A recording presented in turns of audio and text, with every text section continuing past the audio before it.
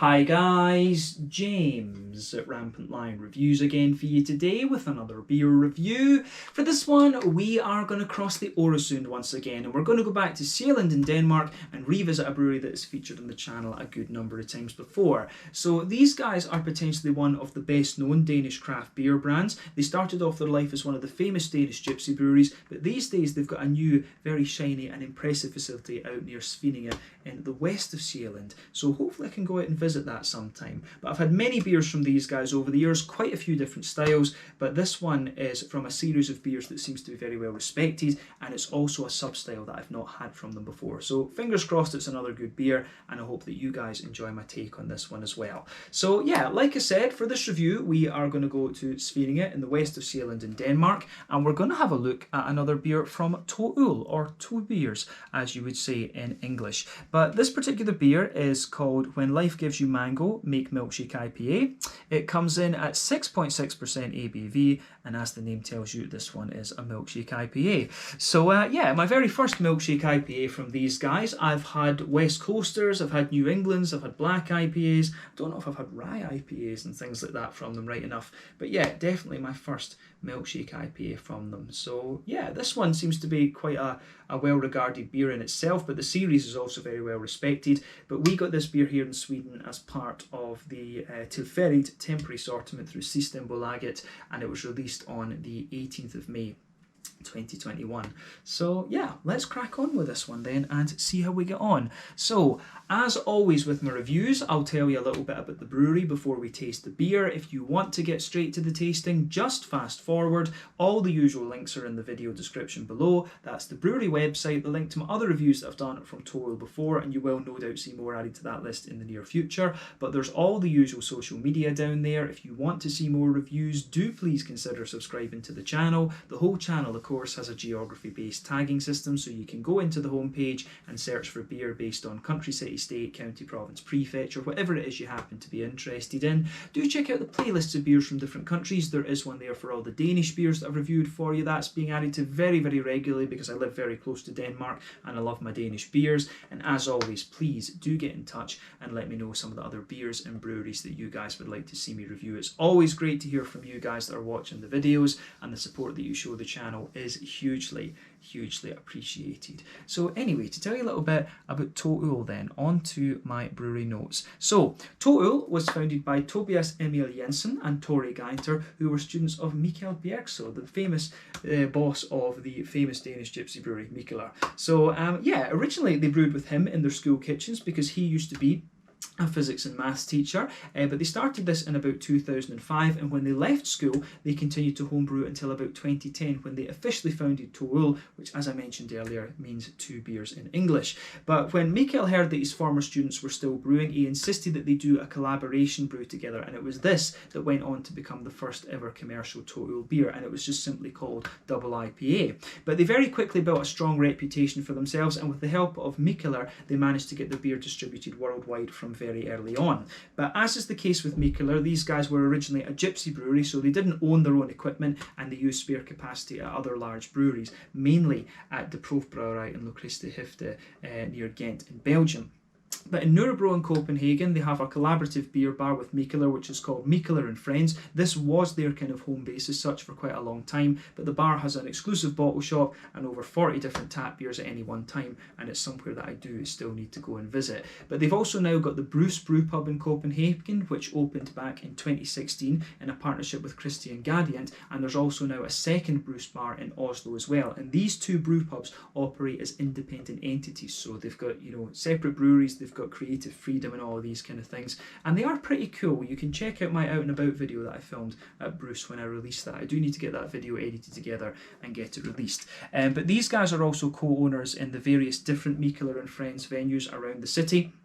And this now includes a bar in Reykjavik and also the bottle shop in Torvehallen in Copenhagen, which is the kind of glass hall that looks a little bit like the Louvre, as I always call it. But they also own the Kulship and Micropolis bars in Copenhagen. And since 2017, Tori Gainter has been in charge of the company on his own after Tobias Emil Jensen left to found the ETOH ethanol, however you pronounce it, spirits company. And they're doing some pretty interesting stuff from what I gather.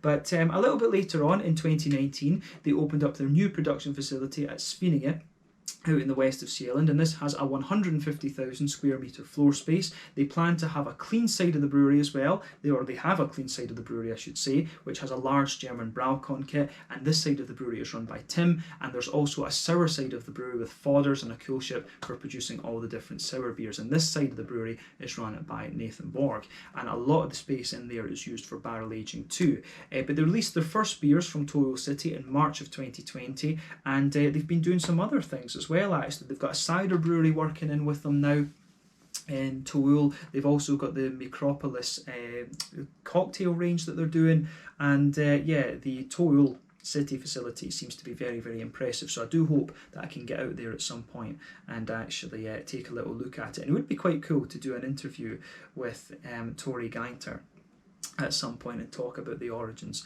of Toul. Actually, that would be a really cool Meet the Brewery segment to do. So fingers crossed we can arrange that at some point.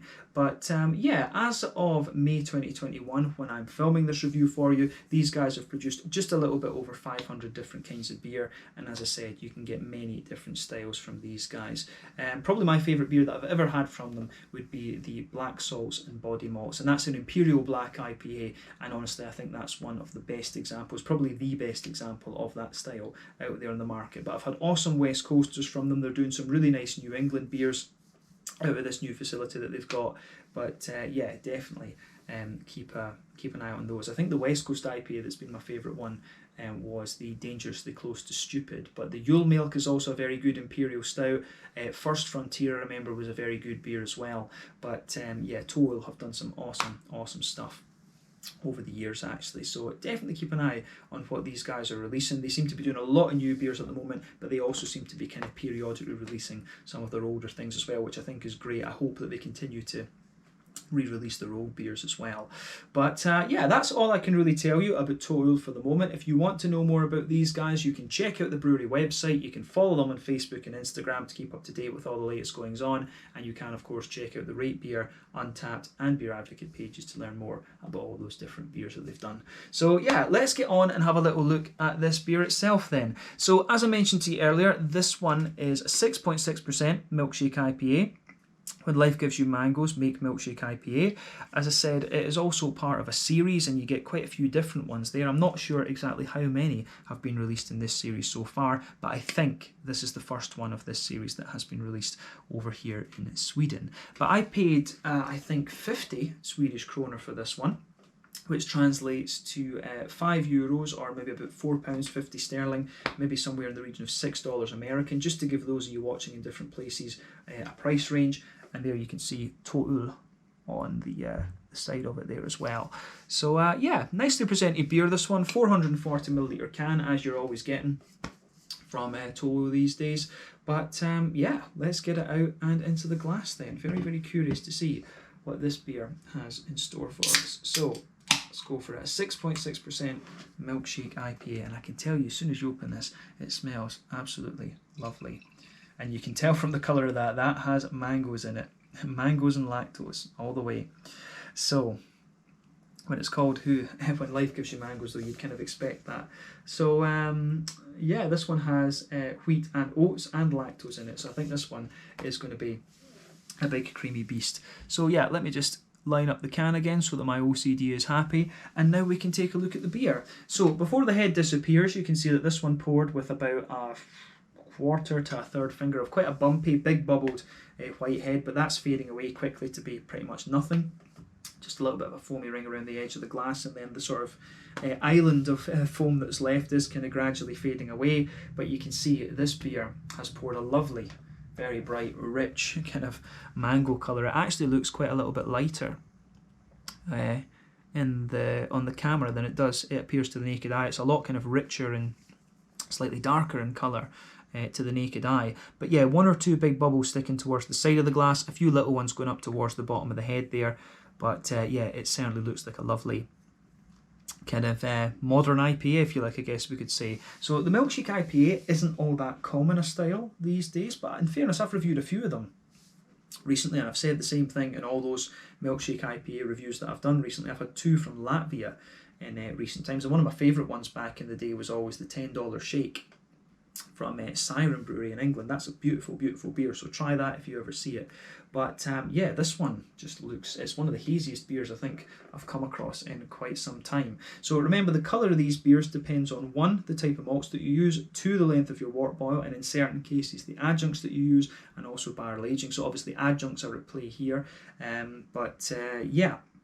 The longer you boil the wort, the more the sugar is caramelised, thus you get a darker colour of beer, but the magnitude of the colour depends on the actual malts that you use in the first place, and also any adjuncts that you add into it. So that explains the very rich colour that you're getting out of this one. The level of haze in beers like this depends on the yeast, some adjuncts of course as well, but mainly on the oat and wheat content, and that is going to vary from brewery to brewery of course. But yeah, this beer is certainly very, very hazy. It's a very soupy, gloopy beer, this one, so you can see that from when I put my fingers behind the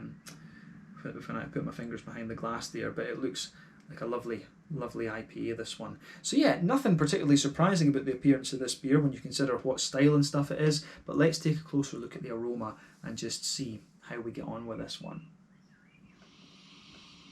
Ooh, yeah, it does smell very nice. It smells quite similar in some ways to the other IPAs that we've had from Toll before, actually. These new New England IPAs that they're doing, the new England IPAs that are being released from Toll, all have this quite distinctive sort of slightly slightly kind of smooth, wheaty, very slightly farmhousey note out of them, and you definitely get that out of the backbone of this beer. But as you smell it more and more, your nose really just kind of the aroma just kind of juicens up in your nose a little bit, and you start to get a lot of the juicy mangoes coming out of the beer. I wish they would tell you what hops and things they're using in this one, but when it's mango involved, it's going to be one of the tropical leaning hops. Citra would be the obvious candidate. Idaho 7 is going to give you some really nice things in there as well. But yeah, the aroma of that beer is absolutely lovely. I have to be honest and say, if I was smelling this blind without knowing what it was, I honestly think I would struggle to tell you that this was a Milkshake IPA, because you don't smell that sort of creamy thing that much out of this beer. The fruit is very powerful, and also you've got a good kind of wheaty backbone to this one, but you've also got a nice big hoppy note to it. So I do wonder, if I was to smell this blind, if I would be able to pick this out as a Milkshake IPA. Something tells me I wouldn't. Something just tells me I wouldn't. But yeah. So let's try and break down the aroma for you then. So the backbone of the beer for me comes across as like a very smooth white bready character there. It's like a very thick, doughy white bread that you get out of this one. But the more that you smell of it, you do get a little bit of the bitiness of the wheat at the back of the nose. Absolutely. You can smell a little bit of the oaty smoothness kind of influence of the beer as well. Yeah, quite a lot of the kind of barley malt comes out of this one, and it gives you that soft white bready kind of thing. You get a good bit of wheaty smoothness and a bit of bitiness in there as well, and also the slightly kind of smoothening and thickening kind of oaty quality out of the beer. So yeah, it actually smells a little bit boozier than it is as well. I mean, the aroma of this one is quite reminiscent of some of the double IPAs that we've had from them, but you do get quite a wee bit of sweetness coming out of this later on. I mean, you can, once your nose adjusts to it, you can detect a little bit of the kind of lactosey quality out of this one, in fairness, but it's really, to me, it's not overly pungent. I would say the lactosey side of this beer is not overly obvious. So I think this is going to be interesting to see how that translates into the flavour, but you certainly get a wee bit of that kind of butter candy, Werther's Original type thing coming out of in the middle of the nose with this beer, and I think that works. I think that works very, very well. So yeah, very nice, rich, big malty backbone to this one. I think that, if anything, what the effect that the lactose is having in this beer is just kind of thickening it out, actually.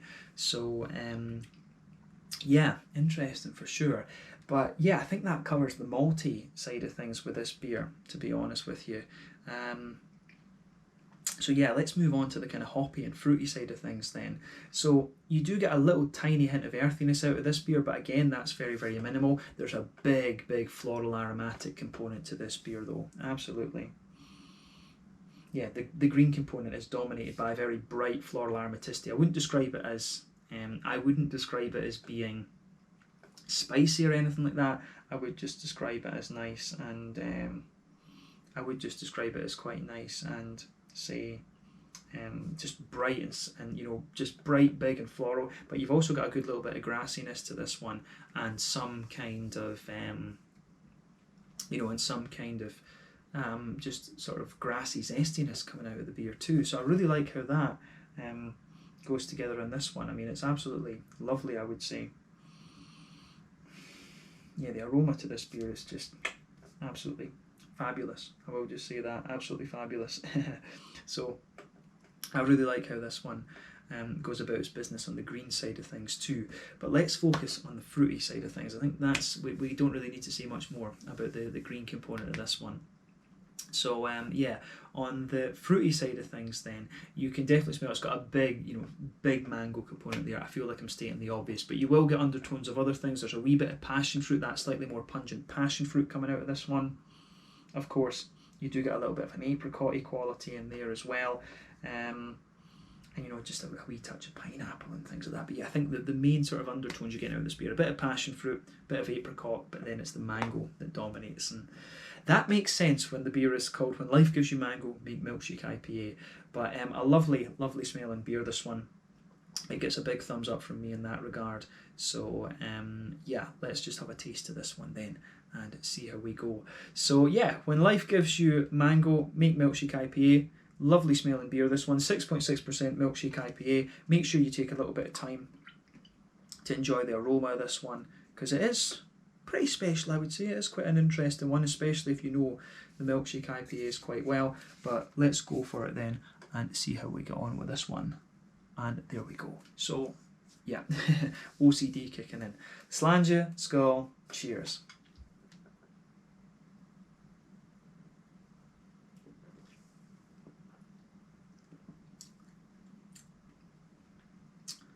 Oh yeah, that's a pretty nice beer. It's pretty fresh as well, I will say that, because you can still taste a little bit of the kind of dustiness from the dry hopping in this. You still get a little bit of that dustiness just around the sides of your palate. So this beer is pretty fresh. It is pretty damn fresh. And like I say, with these kind of more modern IPAs, I think you do need to kind of let them sit in the can a little bit and kind of mellow out, if you like, because you know, remember, these sort of New England hazy low bitterness IPAs that we're getting these days, these are a lot more reliant on late edition hops, which are for flavour and aroma, compared to the old school West Coast IPAs, which are a lot more early edition hops during the wort boil, which will give you the bitterness, of course. But yeah, this beer gets a thumbs up from me. I'd be curious to try a few others in the series on the basis I haven't tasted this one, but yeah, it is pretty damn solid actually. So let's try and break this one down for you then. Just a lovely, very smooth and kind of easy drinking beer, this one, yeah.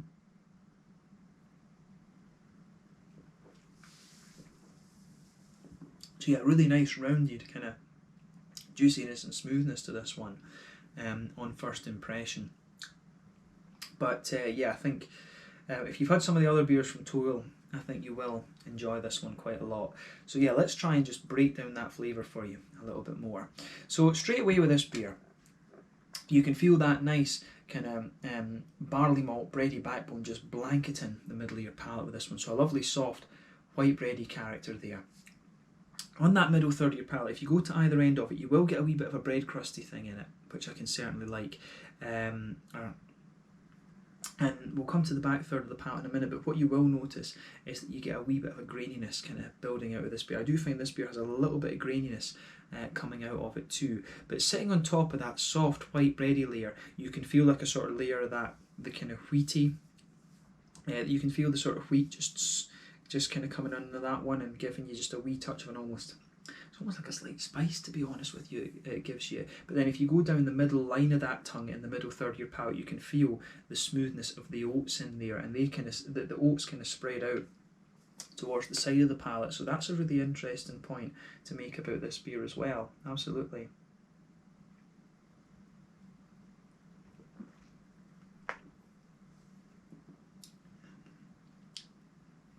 But yeah, the malty side of this beer, I think, is actually Very, very nice.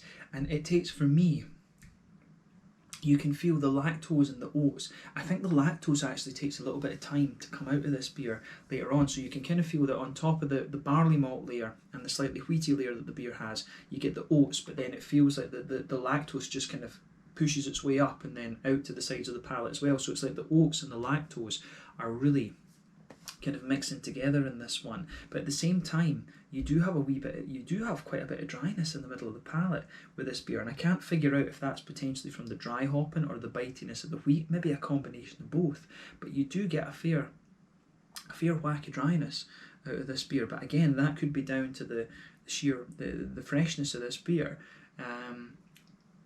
So yeah, does it have a canned on date? Actually, that's maybe worth looking at. Can't really make that out, unfortunately. It's in yellow. It's a bit of a silly thing to bit of a silly white, a bit of a silly one to kind of put the date in, because it's kind of spread. It's weird, part of the date's here and then part of it's on the inside of the can, so their printing thing has gone a little bit awry there. But yeah, it would be nice to have the kind of, to be able to know the canned on date of this, because it does come across as extremely fresh. From, you just get a little bit of the dusty side of the dry hops in this one, and then the wheat is incredible, has a good bit of bitiness to it as well. But yeah, like I say, the layer there with the oats, the smoothness of the oats and the kind of lactosey qualities, I really like that about this beer. But in the very centre of your palate you get like a kind of circle. You do get a little bit of a circle there. Then you've got that sweet Werther's Original butter candy type note out of the beer, which I can really enjoy as well.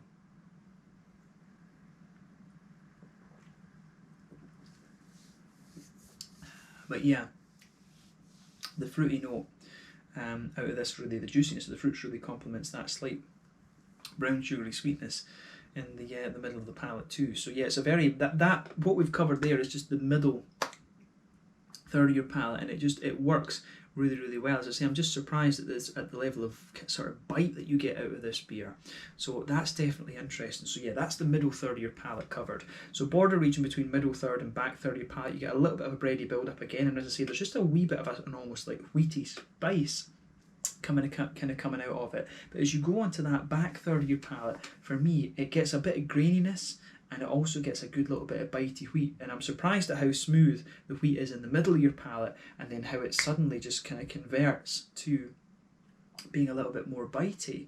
So yeah, back third of your palate feels a little bit lighter, a little bit kind of more crisp underneath, so a bit of grain, a bit of a wheaty bitiness there, but then some of the kind of more airy yeasty qualities just sit on top of that. So when you start at the back of your palate and move forward, it condenses down a wee bit like that, and then as you go into the middle third of your palate, the flavour is a bit more squashed together, and it goes a wee bit more sort of forward actually. So yeah, the flavour out of this beer and the malty side of things is very nicely done. But let's focus on the hoppy side of the beer.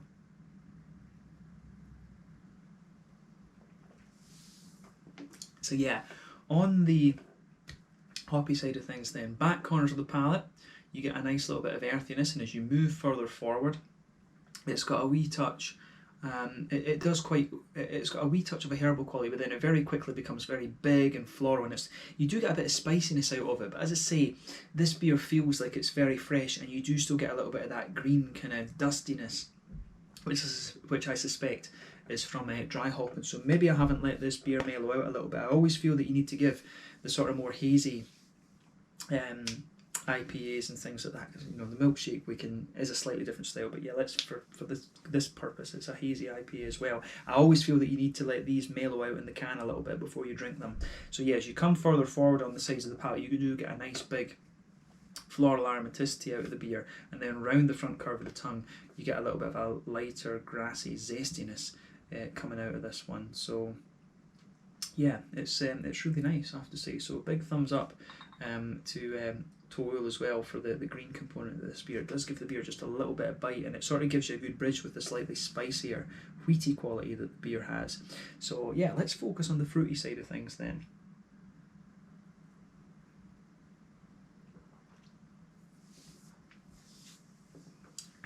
But yeah,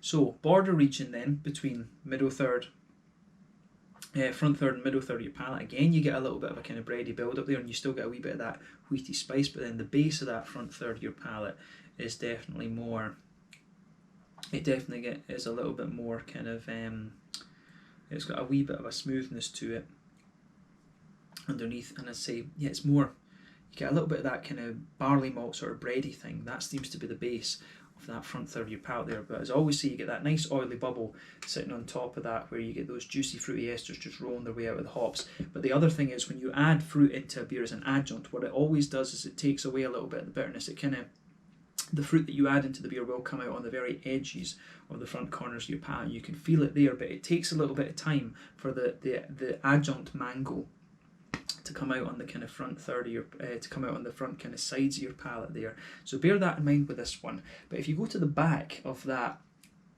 front third of your palate, for me there's quite a pungent grapefruity, passion fruity note out of this one. So I wouldn't be surprised if there's a wee bit of Citra in this one.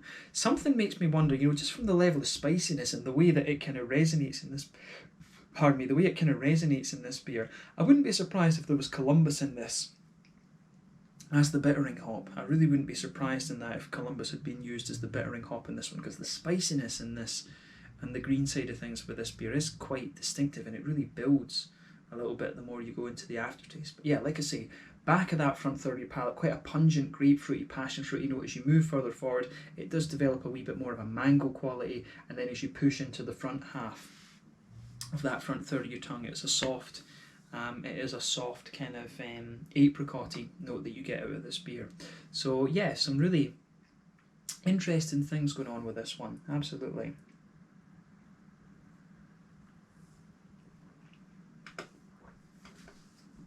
But yeah, on the that fruity side of things, it really juices up the further that you go into the aftertaste with the beer, but you can feel the sort of adjuncty mango sitting on top of that one. You've got that lovely juicy quality coming out of it, and then you've also got a wee bit of, like I say, you have a little bit of a, you've got just a little bit of that kind of, you can feel the juiciness of the mango just coming out around the edge of your palate too, but then the bitterness, the sort of spiciness and the sort of dustiness of this beer just push their way out again. So the hoppy side of this beer is quite interesting, and that sort of relationship you have between the adjunct fruit and the hoppiness in this beer is an interesting point. So I think this one maybe needed a little bit more time to mellow out. So if I have more beers in this series, I will try and bear that in mind in the future. But yeah, an interesting Milkshake IPA, this one. It takes a little bit of time for the lactose to come out. It's got a lovely smoothness to it though, a lovely drinkability, but a good bit of hoppy bitterness and dustiness for me from the dry hopping, and also a good little bit of wheaty bitiness too. So not quite what I expected, but still a very nice beer from Toil, and it does give you a little bit of, you know, the kind of yeasty characteristics as well that you would expect of their regular double IPAs. So yeah, it's been a positive experience, this one, let's say that. So yeah, let's round off this review with the mouthfeel then. I would say that this beer, it's kind of pushing towards the top end of mid-body. The carbonation is very, very smooth in this one. It really has a little bit of slickness to it, but at the same time you get a little bit of creaminess from the lactose. The bitterness for me, I don't know if it is, as I say, just that dusty thing from the dry hopping, but I think this one could well be about 50 IBUs or something. It does strike me as being a little bit more bitter. It could just be the freshness. But yeah, I do find this beer to be a little bit more bitter, 50 or 60 IBUs potentially. So yeah, that's definitely an interesting point to make about this beer. If you're drinking this one a little bit later, of course that effect will drop out. But the malt base, like I say, there's a bit of bitiness from the wheat. It's got a lovely smooth white bready note to it, some smoother and slightly sweeter oats, and a bit of brown sugar in there too. But the lactose really kind of thickens the beer up. But a lovely, juicy, smooth, fruity element out of this one. And as I say, I really like how this beer goes about its business. So it gets a big thumbs up from me in that regard. It certainly makes me very curious to try some of the other ones in the series, let's just say that, but I think we can round it off there for this review. So yeah, this one was When Life Gives You Mango, Make Milkshake IPA, 6.6% Milkshake IPA with mango obviously, from Toil, and it's sphering out on Sjaelland in Denmark. Really interesting to review this one, my first beer in this series, and I look forward to seeing what else comes out of this one later. It does have a good bit of the kind of Total sort of signature double IPA trait about it, if you like, as well. So I think this one, it will make you happy in the fact that it's something different, but it still has that sort of Total vibe about it. So yeah, try this one for yourself and just see what you think. So yeah, let's leave it there. Once again, thank you for watching my beer reviews. Until the next time, please like, subscribe, share, all the usual YouTube stuff. Let me know your own thoughts on this beer in the comment section below. Let me know what your favourite Total beers are. Let me know what your favourite ones are from this particular series as well, and hopefully I can get a hold of a few of those over in Copenhagen the next time that I'm allowed to go over there. Borders are closed at the moment, unfortunately. But yeah, thanks again for watching. Check out my social media, check out Total and their beers. Yule Milk, Dangerously Close to Stupid, First Frontier, and the best one, Black Salts and Body Malts. Those would be the ones I recommend that you check out if you get the chance. But yeah, slàinte, skål, cheers, and see you guys in the next review.